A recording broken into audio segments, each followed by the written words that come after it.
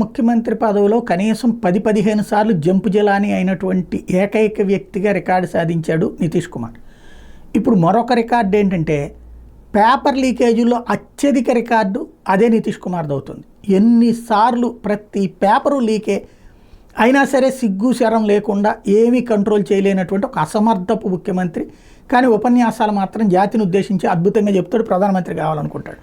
తాజాగా చివరికి Bihar public service commission ఇటీవల నిర్వహించిన ప్రిలిమినరీ పరీక్షలు అవకతవకలు జరిగాయన్న వ్యవహారం మరోసారి తీవ్ర ఉద్రిక్తతలు దారితీసింది.